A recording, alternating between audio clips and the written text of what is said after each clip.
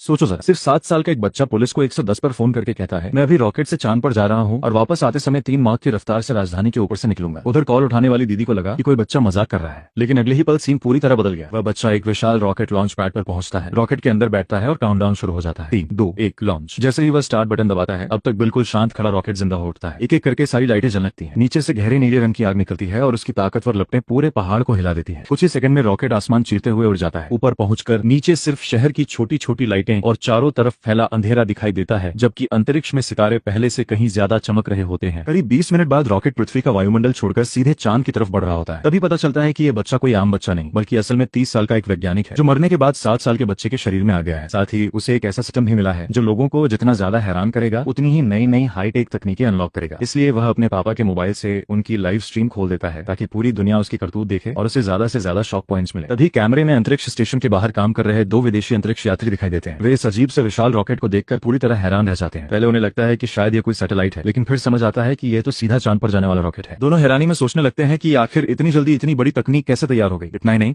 बच्चा अचानक रॉकेट को अंतरिक्ष में ही रोक देता है, फिर आराम से अपना स्पेस सूट पहनता है, मोबाइल हाथ में लेता है और रॉकेट का दरवाजा खोलकर बाहर तैरने लगता है। सही एंगल मिलने पर वह अपनी जेब से एक बड़ा सा बैनर निकालता है जिस पर बड़े अक्षरों में लिखा हुआ है लोंग गुओ जिंदाबाद। वह करीब 1 मिनट तक उसी पोज में अंतरिक्ष में तैरता रहता है, जबकि पीछे वे दोनों विदेशी अंतरिक्ष यात्री उसे हैरानी से देखते रह जाते हैं। इसके बाद वह ऐसे वापस रॉकेट में लौट जाता है जैसे कुछ हुआ ही ना हो। उधर दोनों अंतरिक्ष यात्री तुरंत रिपोर्ट लिखने की तैयारी करने लगते हैं। उन्हें यकीन ही नहीं होता कि अब एक छोटा बच्चा अकेले रॉकेट उड़ाकर अंतरिक्ष में घूम रहा है। ऊपर से रॉकेट हवा में बिना हिले डुले स्थिर भी रह सकता है। इसके बाद वह आराम से चांद पर रहता है, वहां घूमते हुए अपने दर्शकों को पूरा नजारा दिखाता है और कुछ देर बाद थककर लाइव स्ट्रीम खत्म कर देता है। रॉकेट में वापस आकर वह स्पेस सूट उतारता है और सिस्टम खोलकर देखता है कि उसे 5000 शॉक पॉइंट्स मिले हैं, जो 500 टेक्नोलॉजी पॉइंट्स में बदल चुके हैं। अब उसके पास इतने पॉइंट्स हो चुके हैं कि वो 5 माह की स्पीड वाली नई ट्रैकिंग मिसाइल जैसी खतरनाक तकनीक अनलॉक कर सकता है। ये सोचकर वह तुरंत पृथ्वी की तरफ लौट पड़ता है। वापसी में उसका रॉकेट 5 माह की रफ्तार से लॉस एंजलिस, टोक्यो और फिर चीन की राजधानी के ऊपर से गुजरता है, लेकिन उससे बिल्कुल अंदाजा नहीं होता कि उसकी इस हरकत ने पूरी दुनिया में हड़कंप मचा दिया है। दूसरी तरफ विदेशी अंतरिक्ष एजेंसी के बड़े अधिकारियों की इमरजेंसी मीटिंग चल रही होती है। बड़ी स्क्रीन पर उसी बच्चे की अंतरिक्ष वाली तस्वीर दिखाई जाती है जिसमें वह बैनर पकड़े मुस्कुरा रहा है। कमरे में बैठे सभी अधिकारी गुस्से से लाल हो जाते हैं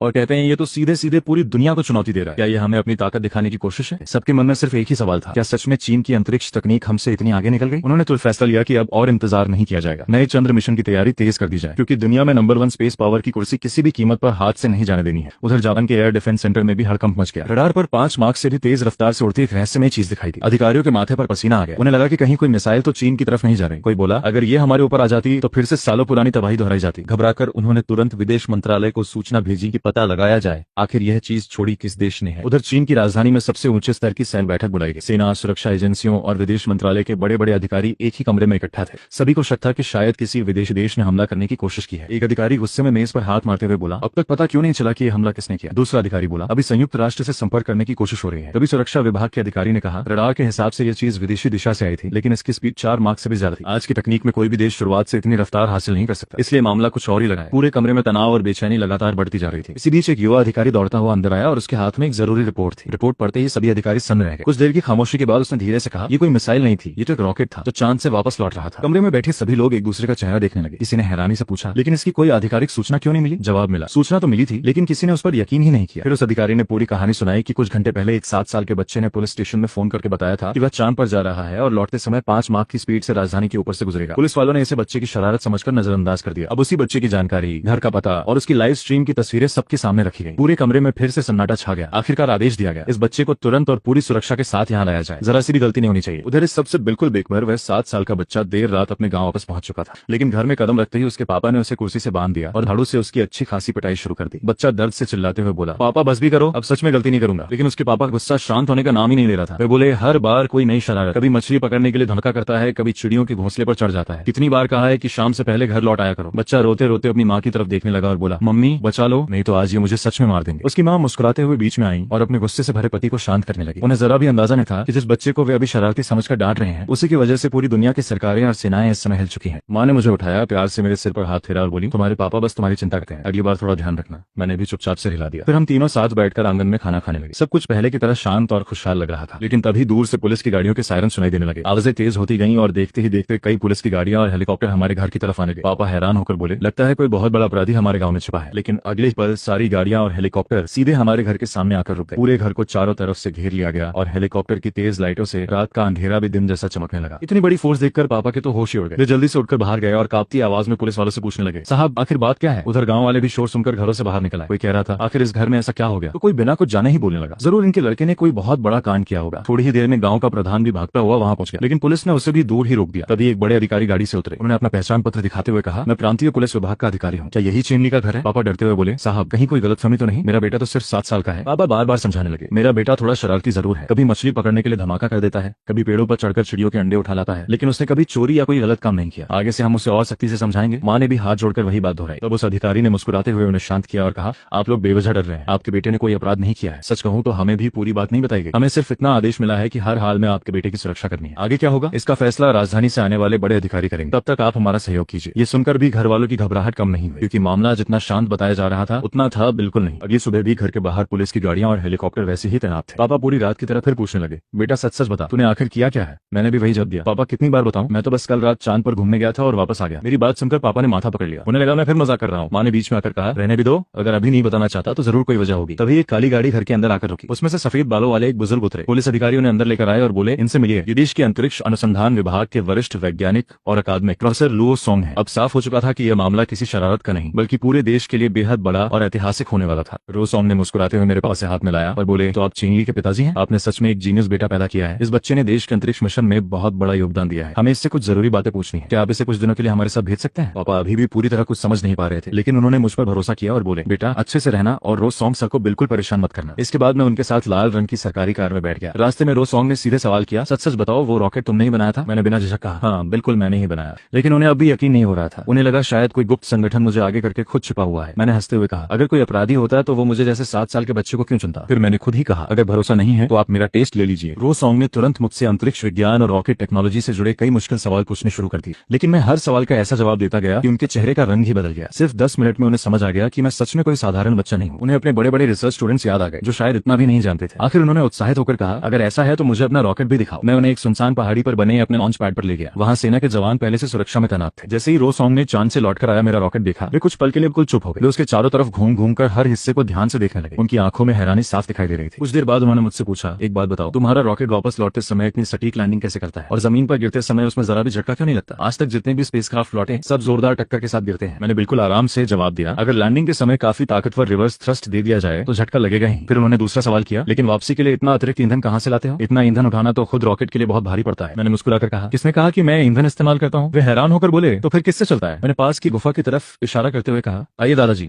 अंदर चलिए, सब समझ आ जाएगा। मैं उन्हें अपनी गुप्त लैब में ले गया। जैसे ही हम अंदर पहुंचे, अचानक 2 इंसानों जैसे दिखने वाले रोबोट सामने आ गए और एक साथ बोले, स्वागत है मालिक। उन्हें देखकर रोज सोंग घबरा गए, जबकि सुरक्षा में खड़े सैनिकों ने तुरंत अपनी बंदूकें तान दी। मैंने हंसते हुए कहा, घबराइए मत, ये सिर्फ स्वागत करने वाले रोबोट हैं। रोज सोंग पास जाकर उन्हें गौर से देखने लगे और बोले, इतने असली जैसे रोबोट ये भी तुमने बनाए हैं? मैंने सिर हिलाकर हाँ कर दी। वे अभी इस झटके से बाहर भी नहीं निकले थे कि उनकी नजर गुफा के बीचों बीच रखी एक बेहद आधुनिक मशीन पर हुई। उसके चारों तरफ ऐसी ऐसी हाईटेक मशीनें और उपकरण रखे थे जिन्हें उन्होंने अपनी पूरी जिंदगी में कभी नहीं देखा था। उस पल उन्हें एहसास हो गया कि ये 7 साल के बच्चे के पास सिर्फ एक रॉकेट नहीं बल्कि भविष्य बदल देने वाली पूरी टेक्नोलॉजी छिपी हुई है। कर रोज सोंग की नजर अचानक बीच में रखे एक विशाल उपकरण पर जाकर टिक गई। अगले पल उनके हाथ कांपने लगे और वे हैरानी से बोले, ये तो टोकामॉक मैग्नेटिक कंट्रोल सिस्टम है। क्या तुमने सच में न्यूक्लियर फ्यूजन को पूरी तरह कंट्रोल करना सीख लिया? उनकी आंखों में यकीन और हैरानी दोनों साफ दिखाई दे रहे थे। दुनिया के बड़े बड़े देश आज तक न्यूक्लियर फ्यूजन पर रिसर्च तो कर रहे थे, लेकिन कोई भी उसकी रिएक्शन स्पीड को पूरी तरह कंट्रोल नहीं कर पाया था। लेकिन मेरे सामने खड़ा ये सिस्टम बता रहा था कि मैंने वो काम कर दिखाया है जो पूरी दुनिया अभी तक सिर्फ सपनों में सोच रही थी। रोज सोंग खुशी से लगभग उछल पड़े। उन्होंने तुरंत अपना मोबाइल निकाला और उस मशीन की ढेर सारी तस्वीरें लेने लगे। वे बार बार कहते जा रहे थे, अब समझ आया तुम्हारे रॉकेट में इतनी ताकत कहां से आती है। ऐसा पावर सिस्टम पूरी धरती पर किसी के पास नहीं है। अगर ये तकनीक हमारे देश के हाथ में आ गई तो विज्ञान और अंतरिक्ष के क्षेत्र में हमारा देश कई दशक आगे निकल जाएगा। उनकी आवाज में गर्व साफ झलक रहा था, लेकिन मैंने मुस्कुराकर उनकी बात बीच में ही काट दी और कहा, रो दादाजी, ये सिर्फ साधारण कंट्रोल्ड न्यूक्लियर फ्यूजन नहीं है। दुनिया जिन सिद्धांतों पर अभी रिसर्च कर रही है, मेरे इस सिस्टम की कार्यक्षमता उनसे पूरे 45% ज्यादा है। मेरी बात सुनकर रोज सोंग फिर से चौंक गए। तभी उनकी नजर उस मशीन से जुड़ी खास तारों पर गई। उन्होंने गौर से देखा और तुरंत पूछा, रुको, ये क्या ये रूम टेम्परेचर सुपर कंडक्टर है? मैंने मुस्कुराते हुए कहा, वाह दादाजी, आप सच में कमाल के वैज्ञानिक हैं। एक नजर में पहचान लिया। मेरी इस बात से साफ हो गया कि मैंने सचमुच सामान्य तापमान पर काम करने वाला सुपर कंडक्टर बन गया था। इसका मतलब था कि बिजली बिना किसी नुकसान के हमेशा के लिए बह सकती है। उसमें बिल्कुल भी गर्मी पैदा नहीं होगी, चुंबकीय क्षेत्र पूरी तरह नियंत्रित रहेगा और मैग्लेव जैसी तकनीकें पहले से कहीं ज्यादा आसान हो जाएंगी। अगर ये तकनीक दुनिया के सामने आ गई तो बिजली, ट्रांसपोर्ट, मेडिकल साइंस और कंप्यूटर जैसी कई इंडस्ट्री हमेशा के लिए बदल जाती। रोज सोंग अब अपनी खुशी रोक ही नहीं पा रहे थे। वे हंसते हुए बोले, सच में हमारा देश कितनी बड़ी बड़ी प्रतिभाओं से भरा है। फिर उन्होंने बड़ी उम्मीद से मेरी तरफ देखा और पूछा, चेनली, एक बात बताओ, तुमने ये सब आखिर सीखा कैसे? मैं कुछ पल चुप रहा। मैं उन्हें ये तो नहीं बता सकता था कि मैं पिछले जन्म का वैज्ञानिक हूँ या फिर मेरे पास ऐसा सिस्टम है जो मुझे नई नई टेक्नोलॉजी अनलॉक करके देता है, इसलिए मैंने बस हल्की सी मुस्कान दी। मेरे लिए सबसे जरूरी बात सिर्फ इतनी थी कि मैं नई नई तकनीकें बनाता रहूं और सही समय आने पर उन्हें देश को सौंप दूं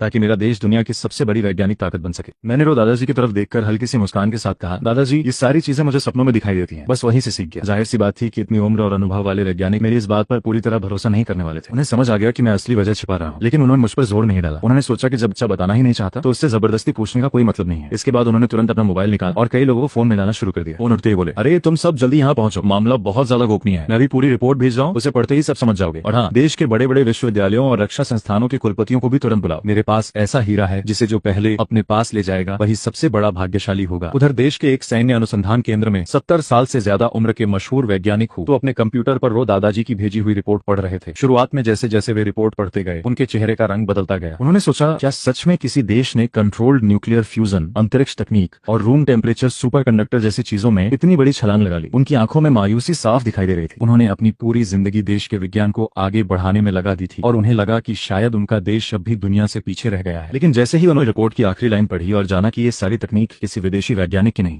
बल्कि अपने ही देश के 7 साल के बच्चे की है, उनकी सारी उदासी पल भर में गायब हो गई। वे जोर जोर से हंसने लगे और बोले, वाह, हमारा देश सच में प्रतिभाओं से भरा पड़ा है, अब हमारे भविष्य को कोई नहीं रोक सकता। प्रयोगशाला में काम कर रहे उनके शिष्य अपने गुरु को इतने खुश देखकर हैरान रह गए। उनमें से एक उत्सुकता से रिपोर्ट देखने आगे बढ़ा, लेकिन हूतू ने तुरंत उसे रोक दिया और बोले, वहीं रुक जाओ, अभी तुम्हें ये देखने का अधिकार नहीं है। फिर उन्होंने कंप्यूटर बंद किया, अपने शिष्य के सिर पर हल्की सी चपत लगाई और हंसते हुए बोले, इतने साल से तुम्हें पढ़ा रहा हूँ, लेकिन तुम लोगों की हालत ऐसी है कि एक 7 साल का बच्चा भी तुम सबसे आगे निकल गया। इतना कहकर उन्होंने अपना सामान समेटा और बोले, मैं कुछ दिनों के लिए राजधानी जा रहा हूँ, तुम लोग तब तक अपना रिसर्च खुद करते रहो, कोई दिक्कत हो तो मेरे लौटने के बाद पूछ लेना। उनके शिष्य अब भी समझ नहीं पा रहे थे कि आखिर ऐसा क्या हो गया जिसने हमेशा गंभीर रहने वाले उनके गुरु को इतना उत्साहित कर दिया। इधर राजधानी में भी हलचल मच चुकी थी। देश के कई बड़े विश्वविद्यालयों और संस्थानों के प्रमुखों को तुरंत एक गुप्त बैठक के लिए बुलाया गया। सभी एक दूसरे से पूछ रहे थे कि आखिर मामला क्या है, लेकिन किसी के पास जवाब नहीं था। तभी वैज्ञानिक जियांग चेन ने अपना मोबाइल निकाला और सबको एक वीडियो दिखाया। वीडियो वही था जिसमें मैं लाइव स्ट्रीम करते हुए चांद पर घूम रहा था।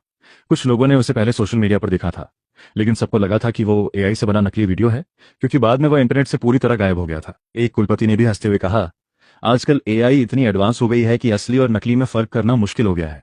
लेकिन जियांग चेन मुस्कुराए और बोले, नहीं, ये वीडियो बिल्कुल असली है और यही वजह है कि आज मैंने आप सबको यहाँ बुलाया है। वीडियो देखने के बाद नेशनल डिफेंस यूनिवर्सिटी के कुलपति हैरान रह गए। उन्होंने कहा, क्या ये सच में असली है? आखिर वीडियो में एक छोटा सा बच्चा बिना किसी डर के अंतरिक्ष में घूम रहा था, मोबाइल से लाइव स्ट्रीम कर रहा था। आमतौर पर तो एक अंतरिक्ष यात्री बनने के लिए सालों की कड़ी ट्रेनिंग करनी पड़ती है, ऐसे में 7 साल का बच्चा अकेले अंतरिक्ष में पहुंच जाए, ये बात किसी के भी गले नहीं उतर रही थी। वाचिंग यूनिवर्सिटी के कुलपति भी देर से पहुंचे और वीडियो देखकर वही बोले कि उन्हें भी इस पर यकीन नहीं हो रहा। तब जियांग चेन मुस्कुराते हुए बोले, मैं जानता हूँ कि इतनी जल्दी कोई इस बात पर भरोसा नहीं करेगा, क्योंकि शुरुआत में मैं भी तुम लोगों की तरह ही सोचता था, लेकिन मैं पूरे विश्वास के साथ कह सकता हूँ कि ये सब सच है। आज तुम्हें यहाँ बुलाने का मकसद सिर्फ इतना है कि हम सब उस बच्चे से मिलें और ये जाने कि वह आगे किस यूनिवर्सिटी में पढ़ना चाहता है। इतना सुनते ही तीनों कुलपतियों के दिमाग में अपनी अपनी यूनिवर्सिटी को नंबर 1 बनाने का सपना घूमने लगा, क्योंकि उन्हें पता था कि अगर इतना बड़ा टैलेंट किसी एक यूनिवर्सिटी में चला गया तो वही देश की सबसे बड़ी यूनिवर्सिटी कहलाएगी। जियांग चेन ने तीनों के चेहरे देखकर उनकी पूरी सोच समझ ली। वह हंसते हुए बोले, अरे अभी से आपस में लड़ने की क्या जरूरत है, पहले वहां तो पहुंच जाओ, फिर जिसकी किस्मत अच्छी होगी वही उसे अपने कॉलेज में ले जाएगा, लेकिन जल्दी निकलो, नहीं तो तो पहले ही पहुंचकर बाजी मार लेगा। उधर रात हो चुकी थी। स्टार विलेज में पूरा पिछला पहाड़ सेना ने घेर रखा था। 24 घंटे हथियारबंद जवान सुरक्षा में तैनात थे। गाँव के ज्यादातर रास्ते भी बंद कर दिए गए थे और सिर्फ एक रास्ता ही शहर की तरफ खुला छोड़ा गया था। रोज सॉन्ग पूरे रास्ते मेरे साथ हंसते बोलते घर तक आए। अब तो मुझसे सच में लगाव हो गया था। जैसे ही मैं घर पहुंचा, माँ लियू फांग को खाना लगाए खड़ा देखा तो मैं रोज सॉन्ग को पीछे छोड़कर सीधे अंदर भागा और बोला, बहुत भूख लगे, अब तो जान निकल जाएगी। माँ मुझे देखकर मुस्कुरा दी, लेकिन दरवाजे पर खड़े रोज सॉन्ग को देखकर थोड़ा घबरा गई। उन्हें समझ नहीं आ रहा था कि इतने बड़े वैज्ञानिक से कैसे बात करें। फिर हिम्मत करके बोली, अगर आपने खाना नहीं खाया हो तो हमारे साथ खा लीजिए। रोज सॉन्ग तुरंत हंसकर मान गए और बोले, दूर से ही खाने की खुशबू आ रही थी, घर का सादा खाना ही सबसे स्वादिष्ट होता है। अभी सब आराम से खाना ही खा रहे थे कि तभी एक के बाद एक 4 सरकारी गाड़ियां आकर घर के बाहर रुक गई। रोज सॉन्ग मुस्कुराकर बोले, लगता है बाकी बूढ़े भी पहुंच गए, घबराइए मत, ये सब आपके टिके लिए आए हैं। उधर मैं खाना खत्म करते बोला, मैं सोने जा रहा हूँ, और बिना पीछे देखे अपने कमरे में चला गया। माँ मुझे रोकना चाहती थी कि इतने बड़े बड़े लोग आए हैं, लेकिन रोज सॉन्ग ने उन्हें रोकते हुए कहा, उसे सोने दीजिए, बच्चा पूरे दिन थक गया है, अभी उसे आराम की जरूरत है। तभी बाहर हूतू, जियांग चेन और तीनों यूनिवर्सिटी के कुलपति एक दूसरे से मिलते हुए आंगन में आ गए। थोड़ी देर हालचाल पूछने के बाद जियांग चेन ने रोज सॉन्ग से पूछा, वो बच्चा कहाँ है? रोज सॉन्ग हंसते हुए बोले, तुम लोग देर से आए हो, बच्चा तो सो गया, अगर मिलना है तो सुबह तक इंतजार करना पड़ेगा। इतना सुनते ही तीनों कुलपतियों के चेहरे उतर गए। उन्हें डर लगने लगा कि कहीं रोज सॉन्ग ने पहले ही मुझे अपने विभाग में तो नहीं कर लिया, लेकिन रोज सॉन्ग ने हंसते हुए साफ कर दिया कि बच्चा बस सो रहा है। इसके बाद माँ ने सभी के लिए खाना परोस दिया और करीब 300 साल के कुल अनुभव वाले देश के सबसे बड़े वैज्ञानिक और शिक्षाविद मेरे घर के छोटे से आंगन में बैठकर सिर्फ मेरा इंतजार करने लगे। सुबह सुबह घर का माहौल बड़ा अजीब था। माँ लियू फांग खुद भी परेशान थी। इतने बड़े बड़े वैज्ञानिक और यूनिवर्सिटी के कुलपति सिर्फ उनके बेटे से मिलने आए थे, लेकिन जनाब अभी तक कमरे में आराम से सो रहे थे। आखिर माँ ने सारी बात पिताजी चेन हाइजुन को बताई। बस फिर क्या था, उनका गुस्सा 7वें आसमान पर पहुंच गया। वो बोले, कौन सा बड़ा टैलेंट, कैसी बड़ी उपलब्धि, मेरे लिए तो वो मेरा बेटा है और मैं उसका बाप हूँ। इतना कहकर उन्होंने कमरे का दरवाजा जोर से खोला, मेरा कान पकड़कर खींचते हुए बोले, अरे उठ, बाहर इतने में बड़े बड़े एक्सपर्ट तेरा इंतजार कर रहे हैं और तू यहाँ खर्राटे मार रहा है। मैं अभी सपनों की दुनिया में था, लेकिन पिताजी ने एक मिनट भी नहीं छोड़ा। मैं दर्द से चिल्लाते हुए बोला, अरे पापा छोड़ो ना। उठ गया उठ गया। मन ही मन में बड़बड़ा रहा था कि सारी गलती उन बूढ़े वैज्ञानिकों की है। रात को देर से सोए और सुबह मुर्गे से भी पहले उठ गए। मैं जमाई लेते हुए बाहर आंगन में पहुंचा तो रो सॉन्ग हमेशा की तरह मुस्कुराते हुए बोले, आओ बेटा पहले नाश्ता कर लो। तभी जियांग चेन ने मुझे गौर से देखते हुए पूछा, यही है वो बच्चा? तो बिना देर किए बोले, हाँ। इसे देखते ही समझ में आ जाता है कि ये आगे चलकर बहुत बड़ा काम करेगा। तभी पिताजी ने मुझे घूरते हुए कहा, क्या देख रहा है, जल्दी से सबको नमस्ते कर। मैंने आराम से सबकी तरफ देखकर कहा, नमस्ते हो अकादमिक सर, नमस्ते जियांग सर, नमस्ते नेशनल डिफेंस यूनिवर्सिटी के कुलपति, हुआबे यूनिवर्सिटी के कुलपति और वाचिंग यूनिवर्सिटी के कुलपति। मेरी बात सुनकर वहाँ मौजूद सभी लोग एकदम हैरान रह गए। उन्हें समझ नहीं आया कि एक 7 साल का बच्चा उन सभी को नाम से कैसे पहचान गया। लेकिन उन्हें क्या पता था कि पिछले जन्म में मैं डिफेंस रिसर्च से जुड़ा वैज्ञानिक था, इसलिए इन सभी बड़े लोगों को मैं पहले से अच्छी तरह जानता था। मैंने बिना समय बर्बाद किए कहा, चलिए खाना बाद में भी खा लेंगे, पहले पहाड़ पर चलते हैं। आप लोग जिस चीज को देखने आए हैं वो वही है। इतना सुनते ही सब लोग तुरंत मेरे पीछे चल पड़े। हम सब कड़ी सुरक्षा पार करते हुए आखिरकार मेरे सीक्रेट बेस तक पहुंच गए। वहां पहुंचकर मैंने बिल्कुल मालिकों की तरह सबको दिखाते हुए कहा, ये रहा वो रॉकेट जिससे मैं कुछ दिन पहले चांद पर गया था। वैसे ये सिर्फ एक बार इस्तेमाल होने वाला मॉडल है और सामने जो गुफा है उसमें मैंने अपने कुछ छोटे मोटे आविष्कार रखे हैं। शायद आप लोग उन्हीं को देखने आए हैं। जैसे ही हम गुफा के अंदर पहुंचे, दोनों ह्यूमनॉइड रोबोट पहले की तरह बोले, स्वागत है मालिक। तीनों यूनिवर्सिटी के कुलपति उन रोबोट्स को देखकर ही दंग रह गए, क्योंकि उन्हें अभी असली हैरानी का अंदाजा भी नहीं था। वहीं हुतू और जियांग चेन ने रोबोट्स पर ज्यादा ध्यान नहीं दिया और सीधे अंदर की तरफ बढ़ गए। तभी उनकी नजर गुफा के बीचों बीच रखे उस चमचमाते विशाल टोकामाक रिएक्टर पर पड़ी। हुतू की आंखें फटी रह गईं। वो बड़बड़ाए, ये सचमुच टोकामाक डिवाइस है? जियांग चेन ने भी गंभीर आवाज में कहा, लगता है ये अब ऊर्जा परिवर्तन भी सफलतापूर्वक कर रहा है। फिर उन्होंने मेरी तरफ देखा और पूछा, क्या तुम हमें इसका डेमो दिखा सकते हो? मैं मुस्कुराया और सीधे मशीन के पास जाकर बीच में लगे लाल बटन पर अपना अंगूठा रख दिया। अगले ही पल मशीन ने आवाज निकाली, फिंगरप्रिंट सत्यापित, सिस्टम चालू, प्रतिक्रिया समय 0.0001 सेकंड, वर्तमान तापमान 87,000 डिग्री सेल्सियस, सभी पैरामीटर सामान्य है। देखते ही देखते पूरा अंधेरा पहाड़ रोशनी से जगमगा उठा। गुफा के अंदर लगे सारे इलेक्ट्रॉनिक उपकरण एक साथ चालू हो गए। तभी सबकी नजर दीवारों पर गई। पूरी गुफा इतनी चिकनी और व्यवस्थित थी कि साफ पता चल रहा था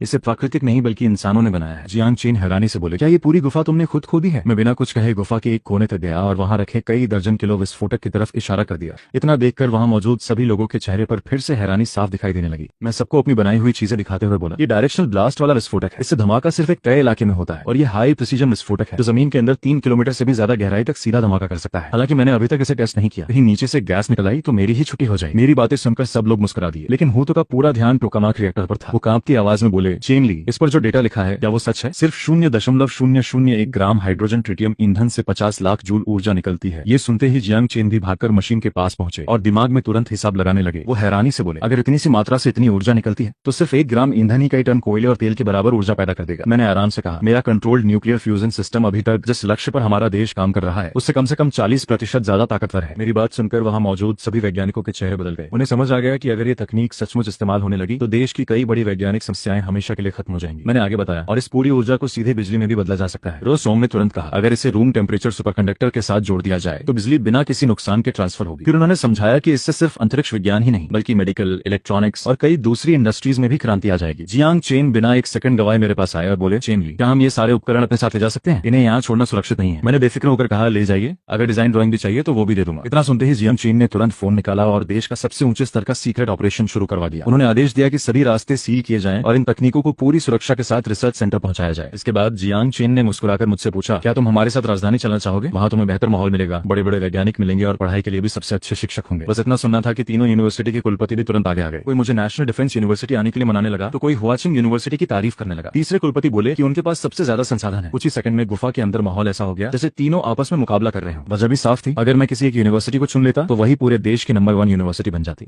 आखिर सबकी नजरें मुझ पर टिक गईं। सबको लगा कि अब मैं किसी एक का नाम लूंगा, लेकिन मैंने मुस्कुराकर कहा, माफ कीजिए अंकल, लेकिन मैं कहीं नहीं जाना चाहता। मैं अभी सिर्फ 7 साल का हूँ, पहली क्लास में पढ़ता हूँ, मुझे अभी स्कूल जाना है। मेरी बात सुनते ही पूरा माहौल एकदम शांत हो गया। किसी ने सोचा भी नहीं था कि मैं इतना बड़ा मौका इतनी आसानी से ठुकरा दूंगा। जियांग चेन ने फिर प्यार से समझाया, अगर तुम्हें ये सब बनाना पसंद है तो वहाँ तुम्हें बहुत सारे ऐसे लोग मिलेंगे जो तुम्हारे साथ रिसर्च करें, तुम्हें बेहतर जिंदगी भी मिलेगी। अगर ये यूनिवर्सिटी पसंद नहीं तो कृषि अकादमी, स्पेस रिसर्च या एनर्जी रिसर्च सेंटर भी चुन सकते हो। तुम्हारे माता पिता की भी चिंता मत करो, उन्हें भी तुम्हारे साथ अच्छी नौकरी और रहने की सुविधा मिलेगी। रो सॉन्ग ने भी बहुत समझाया, लेकिन मैंने फिर भी सिर हिलाकर मना कर दिया। मैंने कहा, अंकल सच में मैं यही खुश हूँ, अगर अभी चला गया तो मेरे लिए मुश्किलें और बढ़ जाएंगी, लेकिन आप सब चिंता मत कीजिए। आगे अगर मैं कोई नई तकनीक बनाऊंगा तो सबसे पहले आपको ही बताऊंगा। मेरी बात सुनकर सभी वैज्ञानिक और कुलपति मायूस हो गए। नेशनल डिफेंस यूनिवर्सिटी के कुलपति ने आखिरी बार पूछा, एक बार फिर सोच लो। मैंने मुस्कुराकर जवाब दिया, नहीं अंकल, मुझे बड़े शहर पसंद नहीं, मुझे अपना गाँव और यहाँ की आजादी ज्यादा अच्छी लगती है। आखिर में रो सॉन्ग ने कहा, चेन ली, फैसला तुम्हारा है, देश के वैज्ञानिक संस्थानों के दरवाजे तुम्हारे लिए हमेशा खुले रहेंगे। मैंने शर्माते हुए उन्हें धन्यवाद कहा। उसी रात पूरे गांव और आसपास के इलाके को सेना ने घेर लिया, सड़कें बंद कर दी गई, निगरानी कैमरे बंद कर दिए गए, हेलीकॉप्टर लगातार आसमान में गश्त करने लगे और लोगों को सख्त आदेश दे दिया गया कि इस ऑपरेशन की कोई भी फोटो, वीडियो या जानकारी बाहर नहीं जानी चाहिए। पूरे लिन्युआन काउंटी में बस एक ही चर्चा चल रही थी कि आखिर इतनी पुलिस, सेना और हेलीकॉप्टर क्यों आए हुए हैं। उधर हमारे गाँव के लोग तो अपनी अपनी अपनी कहानियां बना चुके थे। कोई कह रहा था, देखा फिर से हेलीकॉप्टर आ गए, जरूर चेन परिवार का लड़का कोई बहुत बड़ा अपराध कर बैठा है। दूसरा बोला, अरे मुझे तो लगता है ये दुश्मन देश का जासूस है, तभी इतने बड़े अधिकारी उसके घर आए। देखो अभी भी घर के अंदर पूछताछ चल रही होगी। लेकिन असलियत इससे बिल्कुल अलग थी। घर के अंदर सभी बड़े वैज्ञानिक और अधिकारी अब वापस जाने की तैयारी कर रहे थे और मेरे माता पिता से विदा ले रहे थे। जाते जाते रोसोम अंकल ने मेरे पापा से हंसते हुए लेकिन सख्त लहजे में कहा, याद रखना अब चेन ली देश की सबसे महत्वपूर्ण संपत्तियों में से एक है। आज के बाद इसे हाथ भी लगाया तो कानून तुम्हें भी नहीं छोड़ेगा, चाहे तुम इसके पिता ही क्यों ना हो। पापा बस मजबूरी में मुस्कुराकर बोले, जी बिल्कुल। लेकिन अंदर ही अंदर उनका गुस्सा 7वें आसमान पर था। उन्हें तो मेरे सारे बड़े बड़े ऑफर ठुकराने के बाद झाड़ू से मेरी अच्छी खातिरदारी करनी थी, मगर इतने लोगों के सामने कुछ कर भी नहीं सकते थे। ऊपर से जाते जाते ऐसी चेतावनी भी मिल गई कि अब ना मार सकते हैं और न ही डांट सकते हैं। सबके जाने के बाद मैं आराम से अपने बिस्तर पर लेट गया। तभी मेरी आंखों के सामने सिस्टम का पारदर्शी पैनल खुल गया। उस पर लिखा था, चांद तक की लाइव यात्रा और उससे पैदा हुए पूरे घटनाक्रम के कारण तुम्हें कुल 10,000 शॉक पॉइंट मिले हैं, जिन्हें 1,000 टेक्नोलॉजी पॉइंट में बदल दिया गया है। ये देखकर मैं खुद हैरान रह गया। पहले जहां मुश्किल से कुछ दर्जन या ज्यादा से ज्यादा 100 पॉइंट मिलते थे, इस बार तो रिकॉर्ड ही टूट गया था। तभी मुझे समझ आया कि सिस्टम पॉइंट कैसे गिनता है। पहला नियम था कि जितने ज्यादा लोग चौंकेंगे उतने ज्यादा पॉइंट मिलेंगे। दूसरा नियम उससे भी ज्यादा अहम था, जिस इंसान का दर्जा जितना बड़ा होगा उसके चौंकने पर उतने ही ज्यादा पॉइंट मिलेंगे। मैंने तुरंत अपना स्टेटस खोला। उसमें मेरा नाम, अब तक सीखी हुई तकनीकें, डायरेक्शनल बम, कंट्रोल्ड न्यूक्लियर फ्यूजन और रूम टेम्परेचर सुपरकंडक्टर सब दिखाई दे रहा था। अब मेरे पास इतने पॉइंट हो चुके थे कि मैं आखिरकार अपने अगले बड़े प्रोजेक्ट पर काम कर सकता था। मैं सीधे सिस्टम की दुकान में गया और 5 मार्क स्पीड वाली ट्रैकिंग मिसाइल खरीद ली। 2000 टेक्नोलॉजी पॉइंट खर्च होते ही उसकी पूरी टेक्नोलॉजी, सिद्धांत और डिजाइन सीधे मेरे दिमाग में उतर गए। कुछ ही पल में मेरे पास उस मिसाइल की पूरी जानकारी मौजूद थी। उधर राजधानी के एक बेहद गोपनीय सुरक्षा सम्मेलन में देश के बड़े बड़े अधिकारी इकट्ठा थे। सामने लगी बड़ी स्क्रीन पर अमेरिका की अंतरिक्ष एजेंसी की नई रिसर्च दिखाई जा रही थी। वीडियो खत्म होने के बाद पूरे कमरे में सन्नाटा छा गया। रिपोर्ट के मुताबिक अमेरिका अब अपने अंतरिक्ष यानों में कंट्रोल्ड न्यूक्लियर फ्यूजन लगाने की तैयारी कर रहा था, ताकि ईंधन की खपत बहुत कम जाए। ये खबर सुनकर सभी के चेहरे उतर गए। सबको समझ आ गया था कि अगर अमेरिका इसमें सफल हो गया तो अंतरिक्ष और ऊर्जा दोनों क्षेत्रों में उसका दबदबा और भी बढ़ जाएगा। झांगी गहरी सांस लेकर बोले, हमने कई पीढ़ियों तक मेहनत की, ये सोचकर कि एक दिन हम अमेरिका की बराबरी कर लेंगे, लेकिन लगता है वो हमसे अभी भी बहुत आगे निकल चुका है। अगर उनका ये प्रोजेक्ट पूरा हो गया तो पूरी दुनिया की ऊर्जा और स्पेस इंडस्ट्री पर उनका लगभग एकाधिकार हो जाएगा। कमरे में बैठे हर व्यक्ति का मन भारी हो चुका था। लेकिन कुछ ही पल बाद झांगी अचानक अपनी कुर्सी से उठ खड़े हुए। उनकी आंखों में फिर से वही जुनून लौट आया। उन्होंने मेज पर हाथ मारते हुए कहा, हम इतने आसानी से हार नहीं मान सकते। हमारे देश के वैज्ञानिकों ने 100 साल तक मेहनत करके यहाँ तक पहुंचाया है। एक तकनीक के कारण हम पीछे नहीं हटेंगे। जैसे कभी हमारे महान वैज्ञानिकों ने देश को परमाणु शक्ति देकर दुनिया में मजबूत स्थान दिलाया था, वैसे ही अब हमें कंट्रोल्ड न्यूक्लियर फ्यूजन में दुनिया से आगे निकलना होगा। उन्होंने तुरंत ऐलान किया कि आज से देश के सारे बड़े संसाधन सबसे पहले इसी प्रोजेक्ट पर लगाए जाएंगे और अमेरिका से पहले इस तकनीक को पूरी तरह विकसित करना ही सबसे बड़ा लक्ष्य होगा। तभी अचानक मीटिंग रूम का दरवाजा खुला और जियांग चेन मुस्कुराते हुए अंदर आए। कमरे का इतना भारी माहौल देखकर उन्होंने हंसते हुए पूछा, अरे यहाँ आखिर चल क्या रहा है। जियांग चेन मीटिंग रूम में घुसते ही हंसकर बोले, अरे तुम सबके चेहरे ऐसे क्यों लटके हुए हैं जैसे किसी ने सबको एक साथ दुख भरी खबर सुना दी हो। झांग ये तुरंत उन्हें अपने पास ले गए और बोले, जियांग अकादमिक, आप बिल्कुल सही समय पर आए हैं। अभी हमने अमेरिका की नई स्पेस टेक्नोलॉजी की रिपोर्ट देखी है। अगर ये सच निकली तो वो हमसे बहुत आगे निकल जाएंगे। इतना सुनते ही जियांग चेन जोर से हंस पड़े और बोले, अरे मैं तो समझा कोई बहुत बड़ी मुसीबत आ गई। ये खबर 90% झूठी है। फिर उन्होंने सबको याद दिलाया कि अमेरिका पहले भी कई बार अपनी टेक्नोलॉजी को बढ़ा चढ़ाकर दिखा चुका है, ताकि दूसरे देश घबरा जाएं और बेवजह अपने संसाधन खर्च कर दें। झांगी फिर भी थोड़ा परेशान थे। उन्होंने पूछा, लेकिन अगर इस बार खबर सच हुई तो? जियांग चेन पूरे आत्मविश्वास से मुस्कुराए और बोले, अगर सच भी हुई तब भी हमें डरने की जरूरत नहीं है। आज का हमारा देश किसी से कम नहीं है। करीब आधे घंटे बाद जियांग चेन झांगी को एक बेहद गोपनीय रिसर्च सेंटर में ले गए। वहां पहुंचते ही झांगी की आंखें फटी की फटी रह गई। उनके सामने सचमुच कंट्रोल्ड न्यूक्लियर फ्यूजन रिएक्टर रखा था। उन्होंने हैरानी से पूछा, ये सच में कंट्रोल्ड न्यूक्लियर फ्यूजन है? इसे आखिर बनाया किसने? जियांग चेन मुस्कुराकर बोले, किसी बड़े वैज्ञानिक ने नहीं, एक 7 साल के बच्चे ने। वही बच्चा जिसकी जांच करने के लिए तुम लोगों ने पूरी टीम भेजी थी। फिर उन्होंने बताया कि रोसोम जब उस बच्चे के पास पहुंचे तो वहां सिर्फ चांद पर जाने वाला रॉकेट ही नहीं बल्कि ऐसी ऐसी तकनीकें भी मिली जिन्हें देखकर सभी वैज्ञानिक दंग रह गए। झांगी कुछ देर तक उन मशीनों को देखते ही रह गए। फिर भावुक होकर बोले, अगर ये सब सच है तो हमारा देश इतिहास में एक नया अध्याय लिखने वाला है। दुनिया में हमारी ताकत और सम्मान दोनों कई गुना बढ़ जाएंगे। मुझे अच्छी तरह समझ आ गया था कि जो बैंक कार्ड मुझे दिया गया है उसे रिसर्च के नाम पर सपोर्ट कहना तो बस एक बहाना है। असल में उसके जरिए मेरी हर गतिविधि पर भी नजर रखी जा रही थी। लेकिन मुझे इससे कोई फर्क नहीं पड़ता था, क्योंकि आखिर में मेरी बनाई हुई हर टेक्नोलॉजी देश के ही काम वाली थी। मैं आराम से मोबाइल चला रहा था कि तभी एक इंटरनेशनल न्यूज सामने आ गई। उसमें झांगी मीडिया के सामने इंटरव्यू दे रहे थे। उन्होंने साफ कहा, हमारी साइंस अकादमी इस समय नई तियानशिन 6 फाइटर जेट पर काम कर रही है। अमेरिका की साइंस मैगजीन में जो भी बातें छपी हैं उन पर भरोसा मत करो। ये कहना कि हमारा देश टेक्नोलॉजी में पीछे है पूरी तरह गलत है। ये देखकर मैं हल्का सा मुस्कुराया और मन ही मन बोला, कमाल है। उधर अमेरिका कंट्रोल्ड न्यूक्लियर फ्यूजन की बात कर रहा है, इधर हमारा देश साउथ हेवन गेट जैसी परियोजनाओं की चर्चा कर रहा है। दोनों देशों को एक दूसरे की असली ताकत का अंदाजा ही नहीं है। शायद यही वजह है कि दुनिया में अभी तक संतुलन और शांति बनी हुई है। इसके बाद मैंने तुरंत ऑनलाइन शॉपिंग ऐप खोला और अपनी अगली रिसर्च के लिए जरूरी सामान चुनना शुरू कर दिया। करीब आधे घंटे तक एक एक चीज ध्यान से चुनने के बाद आखिरकार मेरी लिस्ट तैयार हुई। कुल खर्च 10 लाख से भी ज्यादा बैठा। अगर पहले की बात होती तो मैं इतने महंगे सामान लेने की सोच भी नहीं सकता था, लेकिन अब रिसर्च का पूरा खर्च देश उठा रहा था, इसलिए मैं कहीं भी समझौता नहीं किया। ज्यादातर सामान हाई क्वालिटी कार्बन फाइबर का था। सबसे नए मॉडल के कंट्रोल चिप्स थे और इंफ्रारेड स्कैनर भी सीधे मिलिट्री ग्रेड का मांगा था। इसके अलावा मुझे एक नया छोटा कंट्रोल्ड न्यूक्लियर फ्यूजन रिएक्टर भी बनाना था, क्योंकि वही मेरी हर अगली टेक्नोलॉजी की नींव बनने वाला था। उधर जैसे ही मेरा ऑर्डर सिस्टम में गया, राष्ट्रीय सुरक्षा विभाग की विशेष टीम के कंप्यूटर पर उसकी पूरी लिस्ट पहुंच गई। हर सामान के साथ मेरी खास जरूरतें भी लिखी थी, जैसे 5 ग्रेड चिप चाहिए, सबसे नया मॉडल चाहिए और इंफ्रारेड स्कैनर भी सैन्य स्तर का होना चाहिए। लिस्ट देखकर झांगी हंस पड़े और बोले, ये बच्चा सच में कमाल का है। जो चाहिए बिल्कुल साफ साफ साफ लिख देता है। उन्होंने तुरंत आदेश दिया कि 2 दिनों के अंदर पूरा सामान सुरक्षित तरीके से स्टार विलेज पहुंचा दिया जाए। फिर उन्होंने जियांग चेन से पूछा, क्या इस लिस्ट से अंदाजा लगाया जा सकता है कि ये अगली बार क्या बनाने वाला है? जियांग चेन कुछ देर तक स्क्रीन देखते रहे, फिर बोले, कुछ सामान तो साफ बता रहा है कि ये फिर से एक छोटा कंट्रोल्ड न्यूक्लियर फ्यूजन सिस्टम बनाएगा। लगता है वो मशीन उसकी हर रिसर्च की सबसे जरूरी चीज है। बाकी सामान देखकर मुझे शक है कि शायद ये किसी नए तरह के इंफ्रारेड गाइडेड बम या मिसाइल पर काम करने वाला है। ये सुनकर झांगी थोड़े चिंतित हुए और बोले, क्या हमें उसकी सुरक्षा के लिए लोगों को भेज देना चाहिए? लेकिन जियांग चेन ने तुरंत मना कर दिया। उन्होंने कहा, ये बच्चा आजाद माहौल में काम करने का आदी है। अगर हर वक्त लोग इसके आसपास रहेंगे तो उसका दिमाग खुलकर काम नहीं कर पाएगा। 3 दिन बाद पूरे स्टार विलेज में सरकारी आदेश पहुंच गया कि अब इस इलाके का औद्योगिक विकास किया जाएगा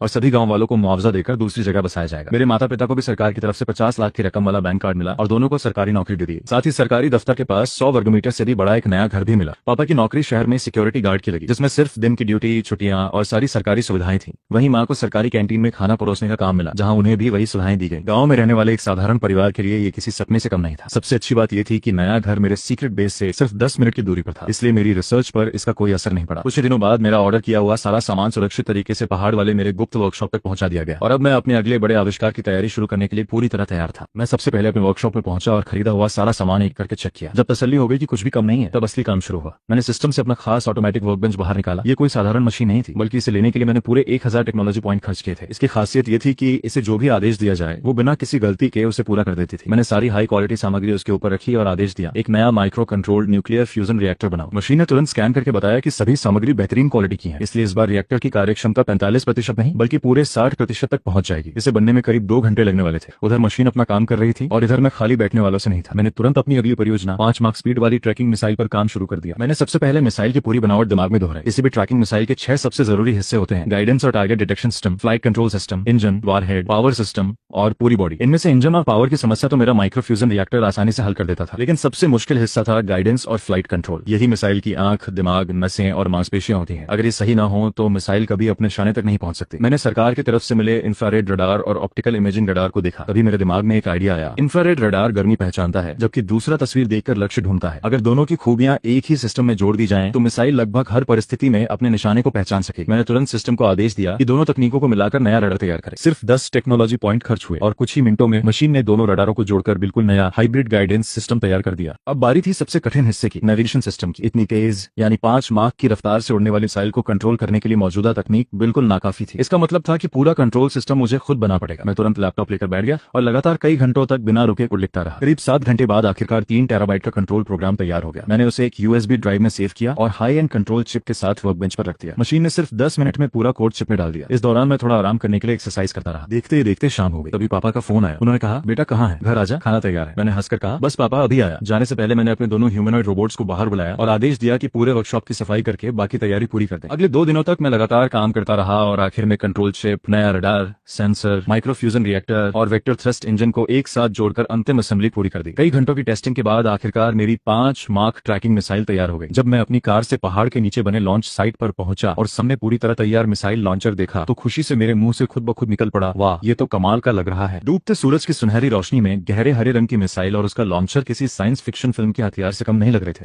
मैं कुछ देर तक बस उसे निहारता ही रह गया। फिर कंट्रोल पैनल पर जाकर मैंने पहला टेस्ट करने का फैसला किया। मैंने मिसाइल का अंतिम लक्ष्य युद्ध क्षेत्र में सेट किया, लेकिन लॉन्च की दिशा बिल्कुल उल्टी रखी। मेरा इरादा था कि पहले ये पूरी पृथ्वी का एक चक्कर लगाए ताकि इसकी असली रेंज और क्षमता का पता चल सके। जैसे ही मैंने लॉन्च बटन दबाया, मिसाइल धीरे धीरे ऊपर उठी। सुरक्षित ऊंचाई पर पहुंचते ही एक जोरदार धमाके के साथ उसकी रफ्तार सीधे 1 माख हो गई और कुछ ही सेकंड में बढ़ते बढ़ते 5.5 माख तक पहुंच गई। असल में मैंने इसे 5 माख के लिए डिजाइन किया था, लेकिन क्योंकि इसमें अभी वारहेड नहीं लगा था, इसलिए वजन कम होने की वजह से इसकी स्पीड और बढ़ गई। मिसाइल सबसे पहले पूरे जापान के ऊपर से निकली, फिर मेरे कंट्रोल के हिसाब से दक्षिणी हिस्से से घूमते हुए उत्तरी इलाकों, उसके बाद यूरोप और आखिर में मध्य क्षेत्र के आसमान तक पहुंच गई। इस दौरान कई देशों ने उसे रोकने के लिए एयर डिफेंस मिसाइलें दागी, लेकिन मेरी मिसाइल इतनी तेज और सटीक थी कि कोई भी उसे छू तक नहीं पाया। मैंने अपनी मिसाइल को कंट्रोल करते हुए पूरे युद्धग्रस्त इलाके के आसमान में कई चक्कर लगवाए। कुछ ही मिनट पहले तक जहां हर तरफ गोलियों और धमाकों की आवाजें गूंज रही थी, वहां अचानक सन्नाटा छा गया। ऐसा लग रहा था जैसे सबको किसी अनजान खतरे का एहसास हो गया हो। अगर उस समय कोई एयर डिफेंस रडार देख रहा होता तो उसे एक और हैरान कर देने वाली चीज दिखाई देती। मिसाइल ने आसमान में ऐसा रास्ता बनाया था कि उसकी पूरी ट्रैजेक्टरी मिलाकर अंग्रेजी में स्टॉप लिखा हुआ बन रहा था। आखिर में मैंने उसका निशाना बदलकर अमेरिका के सबसे पास वाले अंतर्राष्ट्रीय समुद्री इलाके की तरफ कर दिया। करीब 2 मिनट बाद मिसाइल मेरे सिर के ऊपर से गरजती हुई निकली और आसमान में एक लंबी सफेद लकीर छोड़ गई। तभी मेरे दिमाग में एक जरूरी बात आई, मैं इसकी रेंज आखिर माखी क्यों रहा हूं? इस मिसाइल का इंजन तो कंट्रोल्ड न्यूक्लियर फ्यूजन पर चलता है, मतलब जब तक इसमें हाइड्रोजन ट्रिटियम का मिश्रित ईंधन रहेगा इसकी रेंज लगभग असीमित हो सकती है। अगर मैंने इसे सच में अमेरिका के पास समुद्र में गिरा दिया और उन्होंने इसे निकालकर इसकी तकनीक सीख ली तो मेरी सारी मेहनत बेकार हो जाएगी। यही सोचकर मैंने तुरंत मिसाइल को वापस लौटने का आदेश दे दिया। पूरी पृथ्वी का चक्कर लगाने के बाद जब मिसाइल वापस मेरे पास पहुंची तो उसके वेक्टर इंजन पर हल्का सा कालापन छोड़कर बाकी सब बिल्कुल नया जैसा था। मैं उसकी परफॉर्मेंस देखकर बेहद खुश था। तभी अचानक सिस्टम की आवाज सुन ली, 5 मार्क क्रूज मिसाइल से कई देशों को चौंकाने पर तुम्हें 20,000 टेक्नोलॉजी पॉइंट मिले हैं। इसके अलावा युद्ध को अस्थायी रूप से रोकने पर 500 बोनस पॉइंट भी दिए जाते हैं। इतने सारे पॉइंट देखकर मैं खुद हैरान रह गया। मैंने हंसते हुए सोचा, सिर्फ एक टेस्ट फ्लाइट से इतना फायदा? अगर ईंधन थोड़ा और होता तो एक और चक्कर भी लगा देता। मैंने तुरंत अपना सिस्टम खोला। अब मेरे पास कुल 3065 टेक्नोलॉजी पॉइंट थे। बिना देर किए मैंने 2000 पॉइंट खर्च करके मिसाइल की बची हुई आधी तकनीक भी अनलॉक कर दी। अगले ही पल सिस्टम ने बताया कि अब मैं पूरी तरह से 5 मार्क ट्रैकिंग मिसाइल की तकनीक पर महारत हासिल कर चुका हूँ। उधर जापान में हाई लेवल इमरजेंसी मीटिंग चल रही थी। बड़े बड़े अधिकारी बार बार रडार की रिकॉर्डिंग देख रहे थे। उनमें से एक घबराई हुई आवाज में बोला, पिछली बार 5 मार्क की मिसाइल आई थी, लेकिन इस बार इसकी स्पीड 5.5 मार्क तक पहुंच गई। सबसे डरावनी बात यह है कि ये रास्ता भी खुद बदल रही थी। इसने पूरे जापान के ऊपर आराम से कई चक्कर लगाए और हमारी कोई भी एयर डिफेंस सिस्टम इसे रोक नहीं सकी। अगर इसका इरादा हमला करने का होता तो हमारा देश कुछ ही मिनटों में खत्म हो जाता। कमरे में बैठे सभी लोग डर के मारे एक दूसरे का चेहरा देखने लगे। तभी किसी ने घबरा कर कहा, कहीं समुद्र में छोड़े गए परमाणु अपशिष्ट वाली बात किसी को पता तो नहीं चल गई? इतनी ताकत तो सिर्फ रूस, अमेरिका या चीन जैसे देशों के पास ही हो सकती है। आखिर ये मिसाइल किसने छोड़ी है? तभी एक अधिकारी बोला, मुझे नहीं लगता कि ये चीन का काम है। उनकी नई तकनीक पर हमारी नजर है। ऊपर से पिछली 5 मार्क वाली मिसाइल भी चीन की सीमा के अंदर गिरी थी। मुझे तो लगता है कि ये अमेरिका का कोई गुप्त ऑपरेशन है, क्योंकि मिसाइल का रास्ता भी मिडिल ईस्ट की तरफ से आ रहा था। लेकिन तभी एक और अधिकारी ने हैरानी से पूछा, अगर ये अमेरिका की मिसाइल थी तो उसने हमारे देश के ऊपर इतना लंबा चक्कर क्यों लगाया? क्या अब उन्हें हमारी वफादारी पर भी भरोसा नहीं रहा? तभी एक कर्मचारी भागता हुआ अंदर आया और बोला, सर, अमेरिकी विदेश मंत्रालय की तरफ से तुरंत वीडियो कॉन्फ्रेंस का कॉल आया है। ये सुनते ही सभी अधिकारी घबराकर मीटिंग रूम की तरफ दौड़ पड़े। जैसे ही वीडियो स्क्रीन चालू हुई, सामने अमेरिका के विदेश मंत्री बेहद गुस्से में बैठे दिखाई दी। जापानी प्रतिनिधि अभी ठीक से अपनी कुर्सी पर बैठे भी नहीं थे कि सामने से पहली बात सुनाई दी, तुम लोगों की हिम्मत कैसे हुई ऐसा करके? जापान के प्रधानमंत्री को तो पहले लगा कि अमेरिका को उनके परमाणु अपशिष्ट छोड़ने वाली हरकत का पता चल गया है, इसलिए उन्होंने घबराते हुए तुरंत माफी मांगनी शुरू कर दी। लेकिन उधर से अमेरिका के विदेश मंत्री गुस्से में चिल्ला पड़े, हमारे सामने मासूम बनने की कोशिश मत करो। 5 मार्क की मिसाइल बना ली तो क्या दुनिया पर राज करोगे? 3 दिन के अंदर उसकी पूरी तकनीक और ब्लूप्रिंट हमें सौंप दो, नहीं तो अंजाम अच्छा नहीं होगा। ये सुनकर जापानी अधिकारी पूरी तरह हैरान रह गए। उन्होंने सफाई देते हुए कहा, हमने ऐसी कोई मिसाइल नहीं बनाई। सच तो ये है कि हमें लगा था शायद मिडिल ईस्ट में चल रहे युद्ध के दौरान आपकी मिसाइल गलती से हमारे ऊपर से निकल गई होगी। हम भी उतने ही परेशान हैं जितने आप। जब अमेरिका ने पूछा कि फिर उनके हिसाब से मिसाइल कहां से लॉन्च हुई थी, तो जापान ने सीधे चीन का नाम ले दिया। ये सुनते ही अमेरिका को कुछ दिन पहले नासा की रिपोर्ट याद आ गई। उन्हें लगा कि शायद चीन की अंतरिक्ष तकनीक के साथ साथ मिसाइल तकनीक भी बहुत तेजी से आगे बढ़ रही है। इसके बाद अमेरिका ने जापान से मिली सारी जानकारी तुरंत अपने मुख्यालय भेज दी और सीधे चीन के सैन्य दूतावास पहुंचकर जवाब मांगने लगा। अमेरिकी राजदूत गुस्से से बोला, क्या तुम्हें पता भी है कि 5 मार्क की मिसाइल जापान के ऊपर उड़ाना क्या मतलब रखता है? क्या तुम लोग अमेरिका को युद्ध की धमकी दे रहे हो? सामने बैठे ली हुआ ने उसकी पूरी बात शांत होकर सुनी और फिर एकदम सख्त आवाज में जवाब दिया, सबूत कहाँ है कि वो मिसाइल चीन ने छोड़ी थी? और अगर सच में हमारे पास ऐसी मिसाइल होती तो क्या तुम इतने आराम से यहाँ बैठकर हमसे सवाल पूछ रहे होते? याद रखो, अब चीन पहले वाला देश नहीं रहा जिसे कोई भी दबा सके। चीन की तकनीक में अचानक हुई तरक्की के बाद ली हुआ का रवैया भी पूरी तरह बदल चुका था। वह साफ समझता था कि दुनिया में कूटनीति तभी चलती है जब ताकत बराबर हो। अगर ताकत एक तरफ ज्यादा हो जाए तो सामने वाला बातचीत नहीं आदेश देने लगता है। लेकिन उसने ये भी साफ कर दिया कि चीन कभी किसी कमजोर देश पर जुल्म नहीं करेगा, मगर कोई चीन को दबाने की कोशिश करेगा तो उसे भी बख्शा नहीं जाएगा। अमेरिकी राजदूत ने तुरंत रडार की रिकॉर्डिंग सबूत के तौर पर सामने रख दी। वीडियो में साफ दिखाई दे रहा था कि लगभग 5 मार्क की स्पीड वाली मिसाइल चीन की दिशा से निकलकर जापान के ऊपर से गुजरी थी और उसका रास्ता देखकर साफ लग रहा था कि यह सब जानबूझकर किया गया है। फिर दूसरी रिकॉर्डिंग दिखाई गई जिसमें वही मिसाइल मिडिल ईस्ट के ऊपर कई चक्कर लगाती है और आसमान में स्टॉप लिख देती है। ये देखकर ली हुआ खुद भी हैरान रह गया। अगर ये सच में चीन की मिसाइल थी तो राष्ट्रीय सुरक्षा एजेंसी को इसकी कोई जानकारी क्यों नहीं मिली? उसके दिमाग में एक और शक आया कि कहीं अमेरिका ही दुनिया को डराने के लिए ये सब करके इल्जाम चीन पर तो नहीं डाल रहा। उसने साफ कहा, यह हमारा काम नहीं है। अगर भरोसा नहीं है तो रूस से भी पूछ सकते हो। अमेरिकी प्रतिनिधियों के जाने के बाद ली हुआ सीधे राष्ट्रीय सुरक्षा एजेंसी के प्रमुख झांग यी के दफ्तर पहुंचा। उस समय झांग यी कंट्रोल्ड न्यूक्लियर फ्यूजन की सफलता की वजह से बेहद खुश बैठे आराम से चाय पी रहे थे। ली हुआ ने बिना समय गंवाए पूरा मामला उनके सामने रख दिया। वीडियो देखने के बाद झांग यी भी चौंक गए। उन्होंने कहा, ये कैसे हो सकता है? इतनी तेज मिसाइल तो अभी हमारी जानकारी के हिसाब से बनी नहीं सकती। सबसे अजीब बात यह है कि हमारे एयर डिफेंस रडार पर इसका कोई रिकॉर्ड ही नहीं है। ली हुआ ने मजाक में कहा, कहीं रडार खराब तो नहीं हो गया? इस पर झांग यी झल्लाकर बोले, बकवास मत करो, दुनिया की बेहतरीन एयर डिफेंस तकनीक हमारे पास है। अगर जापान ने इसे पकड़ लिया तो हम क्यों नहीं पकड़ पाए? तभी अचानक उनके दिमाग में कुछ क्लिक हुआ। उन्होंने तुरंत मेरी हाल की खरीदी गई चीजों की लिस्ट खोलनी शुरू कर दी। ली हुआ अभी भी अमेरिका पर शक कर रहा था, लेकिन झांग यी उसकी बातों पर ध्यान ही नहीं दे रहे थे। उन्होंने अपना लैपटॉप उठाया और बोले, चलो अभी मेरे साथ। मुझे लगता है कि इस पूरे मामले की असली कड़ी कहीं और छिपी हुई है। इतना कहकर दोनों तेजी से दफ्तर से बाहर निकल पड़े। चारों लोग सीधे राष्ट्रीय विज्ञान अकादमी पहुंच गए। वहां जियांग चीन ने पहले रडार की रिकॉर्डिंग ध्यान से देखी, फिर मेरी ऑनलाइन शॉपिंग लिस्ट खोलकर एक एक सामान का मिलान करने लगे। झांग यी ने बेचैनी से पूछा, कुछ समझ आया? जियांग चीन ने गहरी सांस लेकर कहा, ज्यादातर सामान तो कंट्रोल्ड न्यूक्लियर फ्यूजन से जुड़ा है, बाकी कंट्रोल चिप्स और सेंसर है। मुझे तो ये किसी मिसाइल के नहीं बल्कि एक एडवांस ड्रोन के पार्ट्स लग रहे हैं। फिर उन्होंने समझाया कि इतनी कम उम्र का बच्चा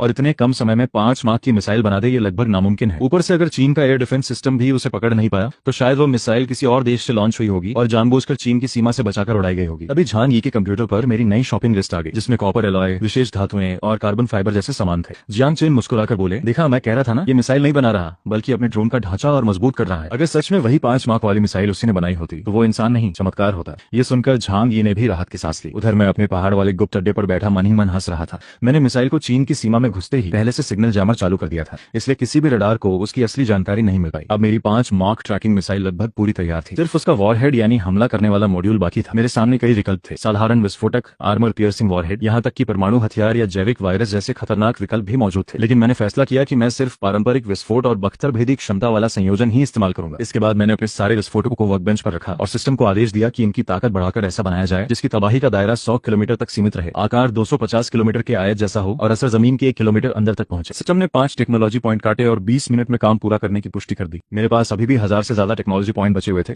उन्हें देखकर मेरा मन फिर से टेक्नोलॉजी स्टोर की तरफ चला गया। काफी देर तक अलग अलग तकनीकें देखने के बाद मेरी नजर एक खास चीज पर जाकर रुकी, फ्यूजन एनर्जी बॉल। ये ऐसा उपकरण था जो कंट्रोल्ड न्यूक्लियर फ्यूजन से निकली ऊर्जा को एक छोटे गोलाकार डिवाइस में जमा कर सकता था और 500 मिलियन जूल तक ऊर्जा स्टोर कर सकता था। मैंने बिना देर किए 500 पॉइंट खर्च करके उसे खरीद लिया। अगले ही पल उसकी पूरी डिजाइन और जरूरी सामग्री की जानकारी मेरे दिमाग में आ गई। मैं मन ही मन खुश हो गया क्योंकि अब मुझे हर नई मशीन के लिए बार बार अलग ऊर्जा स्रोत बनाने की जरूरत नहीं पड़ेगी। इससे मेरी तकनीक भी ज्यादा सुरक्षित रहेगी और उसके लीक होने का खतरा भी काफी कम हो जाएगा। इसके बाद भी मैं टेक्नोलॉजी स्टोर में घूमता रहा। वहाँ इतनी जबरदस्त तकनीकें थी कि मन तो सब खरीदने का कर रहा था, लेकिन पॉइंट्स की कमी मुझे रोक रही थी। काफी सोचने के बाद मैंने आखिरकार स्वार्म ड्रोन तकनीक का पहला आधा हिस्सा खरीद लिया और उसकी पूरी ब्लूप्रिंट भी मेरे दिमाग में आ गई। फिर मैंने मोबाइल से उसके लिए जरूरी नया सामान भी ऑर्डर कर दिया। इतने में मेरा नया हाई पावर विस्फोटक भी तैयार हो चुका था। मैंने हथेली जितने छोटे उस विस्फोटक को हाथ में उठाकर मुस्कुराते हुए कहा, आज से तुम्हारा नाम होगा विश्व शांति बम। इतना कहकर मैंने उस विस्फोटक को अपनी 5 मार्क ट्रैकिंग मिसाइल के साथ वर्क बेंच पर रख दिया ताकि अब उसकी अंतिम असेंबली शुरू की जा सके। शाम तक मेरी फाइनल 5 मार्क ट्रैकिंग मिसाइल तैयार होने लगी। सिस्टम ने सभी पार्ट्स चेक करके बताया कि इसे पूरा होने में करीब 6 घंटे लगेंगे। मैं आराम से गाड़ी में बैठकर घर लौटाया। घर पहुंचते ही देखा कि पापा और मम्मी दोनों अपनी नई सरकारी नौकरी से वापस आ चुके थे। पापा टीवी पर खबरें देख रहे थे और मम्मी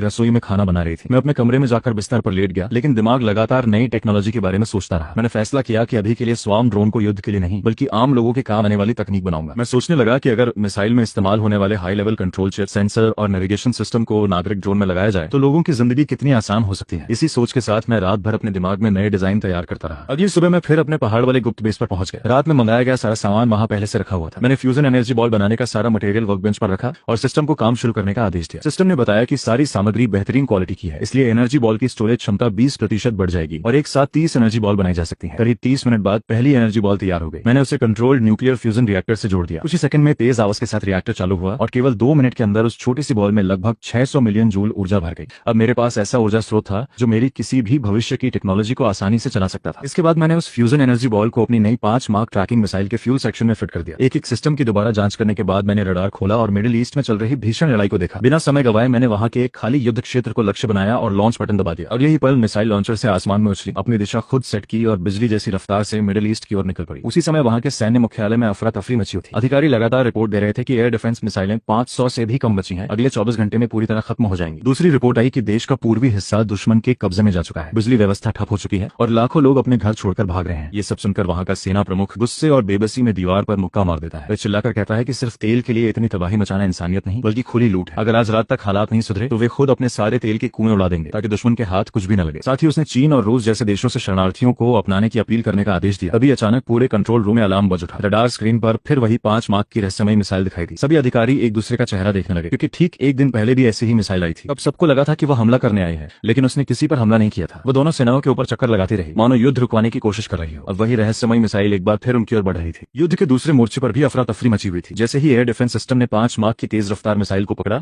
वहां के सैन्य कमांडर ने हंसते हुए कहा, कल तो इस मिसाइल ने सबको डरा दिया था, लेकिन असल में ये तो हमारे सहयोगी देश की चाल है। इसका निशाना सामने वाला देश होगा, हमारी चिंता की कोई बात नहीं। लेकिन कुछ ही सेकंड बाद उसके चेहरे का रंग उड़ गया क्योंकि मिसाइल सीधे उनकी दिशा में बढ़ रही थी। उसने तुरंत अपने सहयोगी देश से संपर्क किया। उधर से जवाब मिला, चिंता मत करो, अपनी पूरी ताकत से हमला जारी रखो। ये सुनकर उसने अपने सैनिकों को आदेश दिया कि अगले 24 घंटों में दुश्मन को पूरी तरह खत्म कर दिया जाए क्योंकि उनके हथियार और संसाधन लगभग समाप्त हो चुके हैं। इधर युद्ध के बीचों बीच टूटे हुए मकानों के मलबे में सैकड़ों बेघर लोग छिपे हुए थे। हर तरफ गोलियों और बमों की आवाज गूंज रही थी। तभी लगभग 7 साल का एक छोटा बच्चा आसमान की ओर इशारा करके चिल्लाया, देखो वही मिसाइल फिर आ गई, कल भी यही आई थी, अब हम बच जाएंगे। लेकिन वहां मौजूद बड़े लोग जानते थे कि अगर मिसाइल हमला करने आई है तो अगले ही पल सब खत्म हो सकता है। उसी समय मैं अपने रडार से उन मासूम लोगों को देख रहा था। मैंने महसूस किया कि अगर मिसाइल पहले से तय जगह पर गिरी तो इन निर्दोष लोगों की जान भी जा सकती है। इसलिए मैंने तुरंत उसका लक्ष्य बदल दिया और सभी देशों के सैन्य सिस्टम पर एक संदेश भेजा, स्टॉप और डेथ, यानी युद्ध रोक दो वरना मौत के लिए तैयार रहो। संदेश मिलते ही एक देश ने तुरंत गोलीबारी रोक दी, लेकिन दूसरा देश इसे सिर्फ डराने की चाल समझकर लगातार हमला करता रहा। उनका कमांडर तो उल्टा खुश होकर बोला कि ये मनोवैज्ञानिक दबाव है जिससे दुश्मन बिना लड़े ही हार मान जाएगा। ये देखकर मैंने भी फैसला कर लिया। मैंने मिसाइल को उनकी सीमा की तरफ मुड़ दिया। 5 मार्क की रफ्तार से उड़ती मिसाइल को वहां पहुंचने में सिर्फ 30 सेकंड लगे।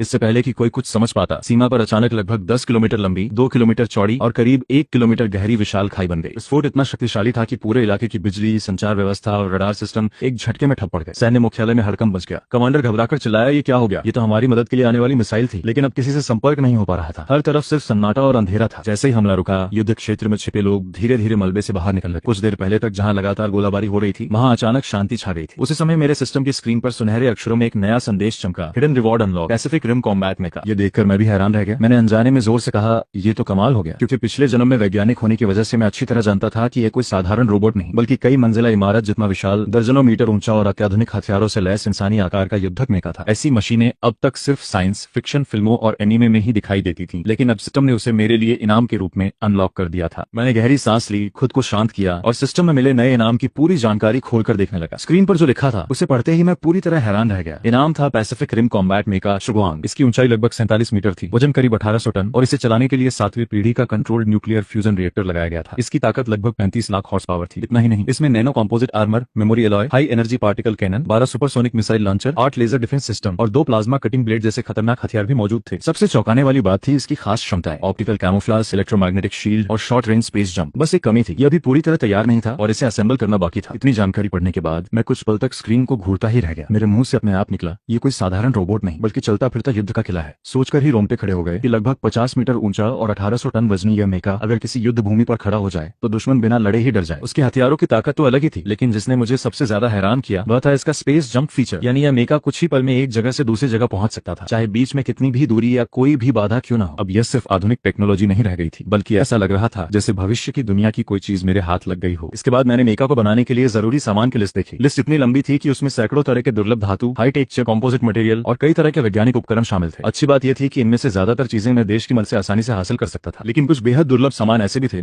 जिन्हें सिर्फ सिस्टम की टेक्नोलॉजी पॉइंट से ही खरीदा जा सकता था। मैंने तुरंत सिस्टम स्टोर खोलकर हिसाब लगाया। पूरी लिस्ट पूरी करने के लिए मुझे अभी करीब 5000 टेक्नोलॉजी पॉइंट्स और चाहिए थे। मैंने मन ही मन सोचा कि यह संख्या बड़ी तो है, लेकिन नामुमकिन नहीं। अगर मैं आगे भी कुछ बड़े कारनामे करता रहा तो इतने पॉइंट्स जल्दी इकट्ठे हो जाएंगे। फिलहाल मैंने इस योजना को थोड़ी देर के लिए रोक दिया और अपना ध्यान सामने रखी 5 मार्क ट्रैकिंग मिसाइल की तरफ मोड़ दिया। वर्कबेंच पर मिसाइल का आखिरी असेंबली प्रोसेस अभी भी चल रहा था। रोबोटिक आर्म्स एक एक पार्ट को बेहद सटीक तरीके से जोड़ रहे थे और कुछ ही घंटों में उसका ढांचा लगभग पूरा बन चुका था। उसकी गहरे हरे रंग की धातु वाली बॉडी तेज रोशनी में चमक रही थी। तभी मेरी नजर उस फ्यूजन एनर्जी बॉल पर गई जिसे मैंने अभी अभी चार्ज किया था। वह मुट्ठी जितनी छोटी थी, लेकिन उसका गहरा नीला रंग ऐसा लग रहा था मानो उसके अंदर पूरा आसमान कैद हो। उसके भीतर करीब 600 मिलियन जूल ऊर्जा भरी हुई थी, जिसकी ताकत लगभग 14 टन टीएनटी के बराबर थी। इतनी छोटी सी गेंद किसी छोटे शहर की बिजली व्यवस्था ठप करने के लिए काफी थी। मैंने बहुत सावधानी से उसे मिसाइल के फ्यूल सेक्शन में फिट किया, कुछ कदम पीछे हटकर पूरी मिसाइल को देखा और मुस्कुराते हुए कहा, अब सब कुछ बिल्कुल परफेक्ट है। तभी मिसाइल की असेंबली पूरी हुई और उसी पल सिस्टम की नई सूचना मेरे सामने चमक